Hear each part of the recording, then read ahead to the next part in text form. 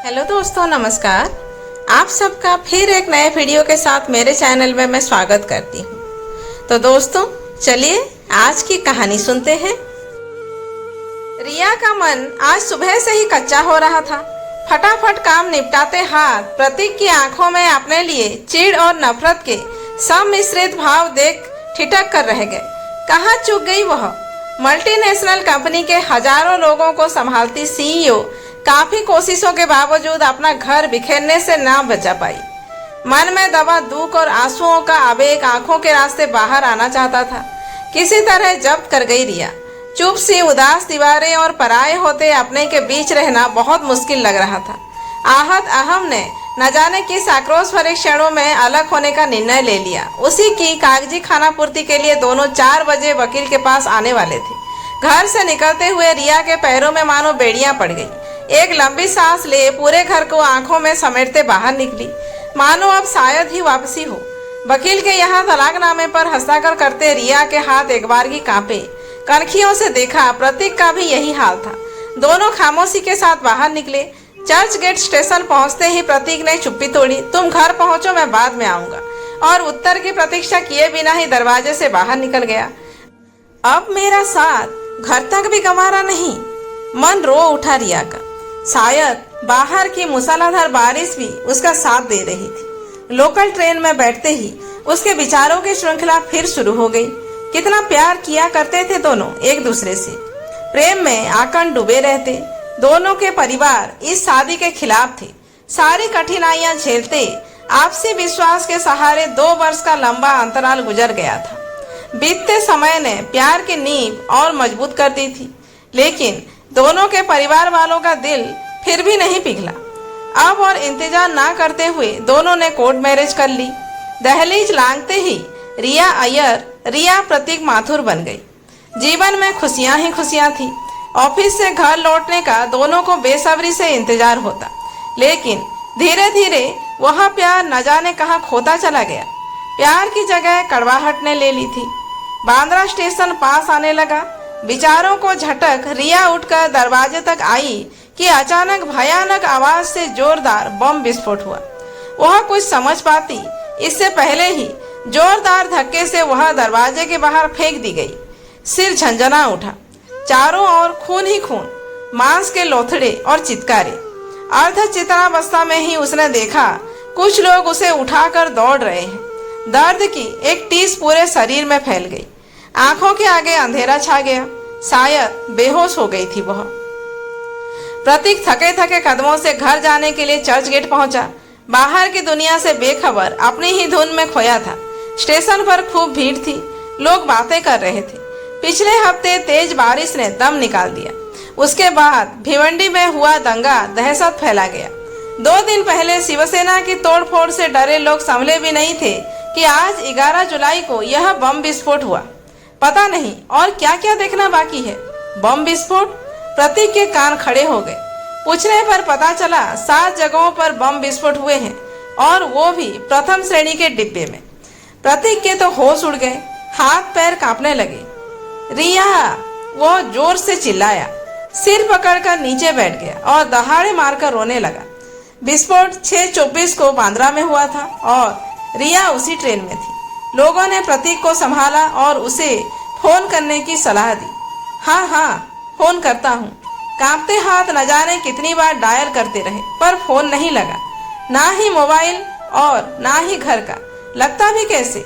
लगभग सभी मुंबई वासी और दूसरे शहरों में रहने वाले लोग अपने घर वालों और रिश्तेदारों की सलामती जानने के लिए फोन कर रहे थे। इससे सारे नेटवर्क जाम हो गए थे। काफी रात हो गई थी। प्रतीक जल्द से जल्द बांद्रा पहुंचना चाहता था, पर ट्रेनें रद्द हो गई थी। लोगों का बड़ा सा हुजूम चर्च गेट से भाईदर और बिरार तक पैदल ही भूखा प्यासा अपने अपने घरों की ओर भाग रहा था। अनेक शंका कुशंकाओं के साथ कि कहीं हमारा कोई अपना तो इस विस्फोट में नहीं। इन भागते पैरों की ताकत देने के लिए लोग रास्ते की मदद के लिए खड़े थे। स्थानीय निवासी और सेवाभावी संस्थाओं के कार्यकर्ता तो पीने के पानी से लेकर चाय बिस्किट तक बड़े ही अनुशासित तरीके से बांट रहे थे।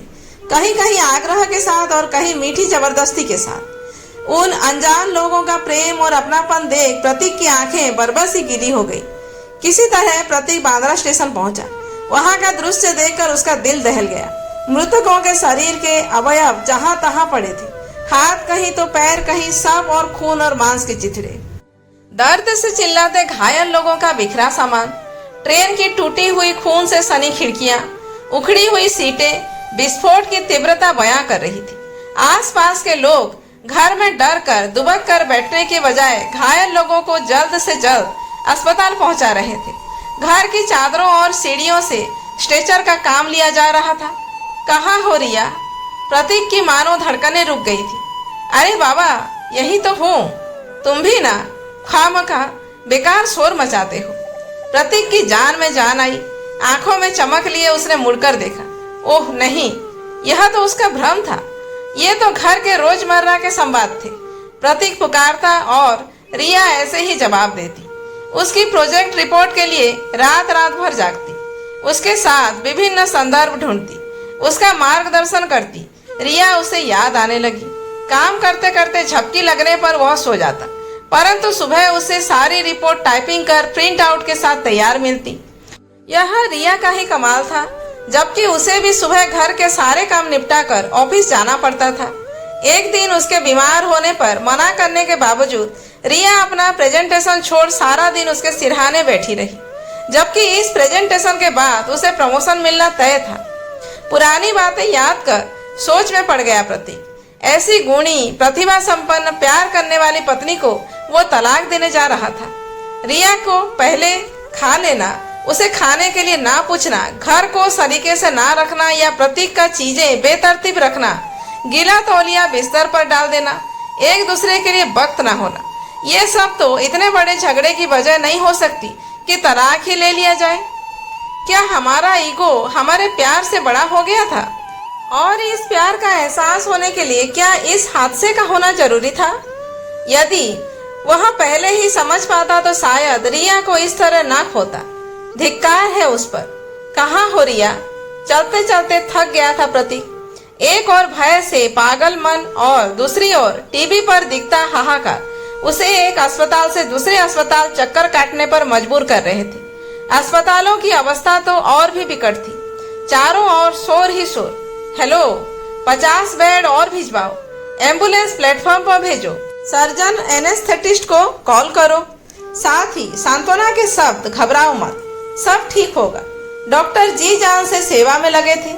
डॉक्टरों द्वारा रक्तदान की अपील करने से पहले ही अस्पताल के बाहर लगी लंबी लाइन ने 2 घंटों में ही खून का स्टॉक पूरा कर दिया। इस विलक्षण तेजी, भावना और अपनेपन ने प्रतीक को हिम्मत बंधाई और रिया के जीवित रहने की आस भी जगाई। उसे लगा पूरी मुंबई सारी रात नहीं सोई है और उस जैसे अनेक शोकमग्न लोगों के दुख में प्रत्यक्ष अप्रत्यक्ष रूप से शामिल है। इस अंतिम अस्पताल में वह यंत्रवत घुसा। निराशा से चारों ओर नजर दौड़ाई पर असफल रहा। वापस जाते पैरों को किसी के कराहने की आवाज ने रोक लिया। मुड़कर देखा, कोने के बेड पर हाथों में नलियां, वेंटिलेटर लगाए कोई लेटा था। गौर से देखा, वह रिया ही थी। उसे अपनी आंखों और किस्मत पर विश्वास ही नहीं हो रहा था। वह रिया के माथे पर हाथ फेरने लगा। रिया उठो, मैं आ गया हूँ, उठो रिया। मगर वह बेहोश हो चुकी थी। उसका हाथ अपने हाथों में लिए उससे माफी मांगता, बातें करता प्रतीक रात भर जागा रहा। इस भयानक बम विस्फोट में रिया के बचने को एक चमत्कार मान ईश्वर की खूब मिन्नतें करता रहा। आज 3 दिन बाद रिया ने आंखें खोली। शायद यह प्रतीक का प्यार ही था जो उसे मौत के मुंह से बचा लाया। वेंटिलेटर हटा दिया गया। अब खतरा टल गया है, डॉक्टर बोले। Thank you doctor, thank you. डबडबाई आंखों से प्रतीक डॉक्टर के पैरों पर गिर पड़ा।